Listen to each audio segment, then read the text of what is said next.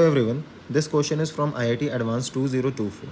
तो क्वेश्चन में हमें गिवन है कि हमारा एसिटल एल्डिहाइड फॉर्मल एल्डिहाइड के साथ रिएक्ट कर रहा है in the presence of basic medium. तो आइए रिएक्शन लिखते हैं। तो पहले हमारा एसिटल एल्डिहाइड रिएक्ट कर रहा है फॉर्मल डिहाइड के साथ in the presence of basic medium which is OH negative. तो यहाँ पर हमारा बेसिक मीडियम में एसिडिक हाइड्रोजन अब्स्ट्रैक्ट होगा और साथ ही साथ यहाँ पर H2O बाहर की तरफ लिबरेट होगा। जैसे ही बेस हमारा H+ के साथ रिएक्ट करेगा तो H2O हमारे पास आ चुका है और साथ ही साथ हमारे पास कार्ब अनायन का फॉर्मेशन होता हुआ दिखाई दे रहा है। अब नेक्स्ट स्टेप में हमारा formaldehyde which is HCHO react करेगा इस कार्ब अनायन के साथ और हमारा फॉर्मेशन करेगा एक कंपाउंड का, जहाँ पर हम देख सकते हैं हमारा कंपाउंड कुछ इस प्रकार से फॉर्म होता हुआ हमें दिखाई देगा, ठीक है, विथ नेगेटिव चार्ज। अब अगले स्टेप में इस नेगेटिव चार्ज जो हमारे ऑक्सीजन के ऊपर आ चुका है ये हमारे वाटर मॉलिक्यूल के साथ रिएक्ट करेगा और फिर से न्यूट्रल कंपाउंड बन जाएगा, ठीक है। यहाँ पर हमारे पास न्यूट्रल कंपाउंड का फॉर्मेशन हो चुका है और हमारा बेस फिर से लिबरेट हो चुका है, रिएक्शन मीडियम में आ चुका है। तो ध्यान रखने वाली बात है, जब तक हमारे एसिडिक हाइड्रोजन मौजूद रहेंगे ये बेस रिएक्ट करता रहेगा और हमारे फॉर्मल्डिहाइड के साथ रिएक्शन होता रहेगा और ये रिएक्शन तब तक कंटिन्यू होगा जब तक हमारा एसिडिक हाइड्रोजन मौजूद है। तो आइए सारे एसिडिक हाइड्रोजन को हम रिप्लेस करते हैं अपने फॉर्मल्डिहाइड मॉलिक्यूल के साथ रिएक्शन करवा के। तो हमारे पास यहाँ पर OHCHO group that is aldehyde group मौजूद रहेगा और हमारे एसिडिक हाइड्रोजन के जगह ये सारे ग्रुप रिप्लेस हो जाएंगे, ठीक है। तो हमारे पास इस कंपाउंड का फॉर्मेशन हो चुका है। अब अगले स्टेप में हमें क्या करना है, ध्यान देने वाली बात है।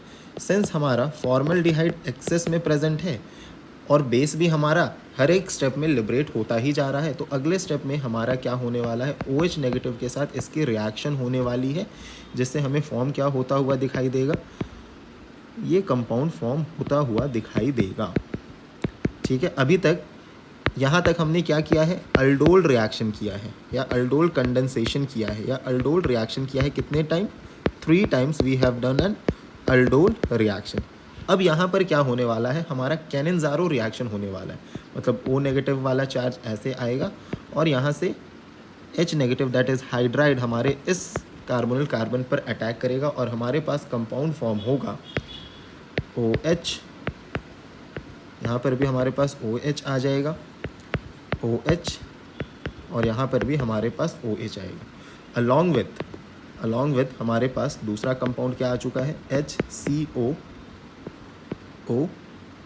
नेगेटिव, ठीक है। This is compound P and this is compound Q। तो इसको हम P क्यों बोल रहे हैं, इसे Q क्यों बोल रहे हैं, आइए क्वेश्चन को देखते हैं और इन चीज़ों को भी समझते हैं। तो लिखा है compound P does not give Tollens test. Compound P हमारा टॉलरेंस टेस्ट नहीं देगा, लेकिन Q एसिडिफिकेशन के बाद टॉलरेंस टेस्ट दे रहा है। तो आइए देखते हैं। तो जैसे ही Q का हम एसिडिफिकेशन कर रहे हैं तो हमें क्या देखने को मिल रहा है, HCOOH which is an acid, और ये एसिड हमारा पॉजिटिव टॉलरेंस टेस्ट देता है, पॉजिटिव टॉलरेंस टेस्ट देता है। So we are saying this is compound Q and this is compound P। अब P का अगर हम एसिडिफिकेशन करते हैं तब भी हमें पॉजिटिव टॉलरेंस टेस्ट देखने को नहीं मिलता। चलिए अब हम आगे बढ़ते हैं क्वेश्चन के अगले पार्ट में। हमने अपने P को डिराइव कर लिया है। अब यहाँ पे लिख रहा है treatment of P with access of cyclohexanone in the presence of catalytic amount of PTSA give product R, ठीक है। आइए अब हम P का रिएक्शन किसके साथ करवा रहे हैं, P का रिएक्शन पहले P के स्ट्रक्चर को बना लेते हैं। This is compound P। अब इसका रिएक्शन हम करवा रहे हैं साइक्लोहेक्सानोन के साथ in the presence of acid. तो एसिड क्या करेगा, इस ऑक्सीजन के साथ रिएक्शन करेगा और पॉजिटिव चार्ज आ जाएगा ऑक्सीजन के ऊपर। अब ये पॉजिटिव चार्ज आ चुका है ऑक्सीजन के ऊपर तो इस कार्बोनिल की क्या हो गई, इलेक्ट्रोफिलिसिटी इंक्रीज़ कर गई। अब सिंस इस कार्बोनिल की इलेक्ट्रोफिलिसिटी इंक्रीज़ कर चुकी है तो ये ऑक्सीजन अपनी लोन पेयर से इस कार्बोनिल के सेंटर पर अटैक करेगा और हमारे पास कंपाउंड फॉर्म होगा OH और यहाँ पर भी OH, और यहाँ पर हमारे पास आ जाएगा एक बॉन्ड फॉर्म होगा अलॉन्ग विथ यहाँ पर 6 मेंबर्ड रिंग फॉर्म होंगे और यहाँ पर अब भी हमारे पास OH ग्रुप प्रेजेंट रहेगा और इस ऑक्सीजन के ऊपर पॉजिटिव चार्ज आएगा। अब अगले स्टेप में ये ऑक्सीजन क्या करेगा, इस पॉजिटिव चार्ज को यहाँ से हटाने के लिए इसके H+ पर अटैक करेगा। तो पूरा कंपाउंड पहले बना लेते हैं। ये हमारे पास पूरा कंपाउंड आ चुका है और अब अटैक करवा के फर्दर हम कंपाउंड बनाने जा रहे हैं, ठीक है। तो यहाँ पर हमारे पास ये कंपाउंड बनकर आ चुका है, ठीक है। और यहाँ पर हमारे पास OH2 पॉजिटिव बन रहा है और यहाँ पर OH आ जाएगा और पूरा कंपाउंड फिर हम नीचे की तरफ बना ले रहे हैं।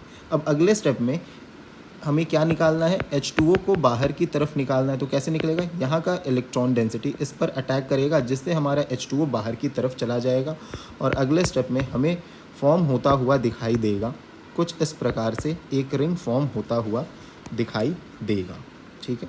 यहाँ पर हमें 6 मेंबर्ड रिंग भी फॉर्म होता हुआ दिखाई देगा विच इज़ ऑफ साइक्लोहेक्सेन। अब सिमिलर मेथड से जब हम रिएक्शन को फर्दर प्रोसीड करेंगे तो सिमिलर मेथड से नीचे वाले OH ग्रुप भी हमारे क्या हो जाएंगे, प्रोटेक्ट हो जाएंगे। जैसे ऊपर वाले दोनों OH ग्रुप हमारे प्रोटेक्ट हो चुके हैं तो नीचे वाले भी OH ग्रुप हमारे प्रोटेक्ट हो जाएंगे। तो आइए इनको प्रोटेक्ट करते हैं। तो पहले ऊपर वाले के स्ट्रक्चर को बना लेते हैं, अब नीचे वाले को प्रोटेक्ट करते हैं। आइए, तो यहाँ पर हमने नीचे वाले OH ग्रुप को भी प्रोटेक्ट कर लिया है, ठीक है। और यहाँ पर भी हमारे पास 6 मेंबर्ड रिंग बनेगा एज इट इज़, जैसा हमने ऊपर में बनाया था। तो ये हमारा क्या है, दिस इज़ कंपाउंड R। अब R में हमें फाइंड क्या करना है, आइए देखते हैं। तो R में हमें ये फाइंड करना है कि sum of number of methylene groups which is CH2 group and oxygen atom in R। तो चलिए अब R में चेक करते हैं कितने मिथाइलिन ग्रुप्स हैं और कितने ऑक्सीजन एटम प्रेजेंट है। तो पहले हम देख सकते हैं ऑक्सीजन एटम कितने हैं, 1 2 3 4। It means there are 4 oxygen atoms. अब methylene group that is CH2 group को फाइंड करते हैं। तो देखते हैं 1 2 3 4 5 6 7 8 9 10 11 12 13 14 विच मीन्स CH2 ग्रुप हमारे पास कितने हैं, 14 है। अब इन दोनों का सम निकालना है। तो सम अगर निकालेंगे तो 4 + 14 which comes out to be 18 which means 18 is the correct answer for the given question. Thank you very much.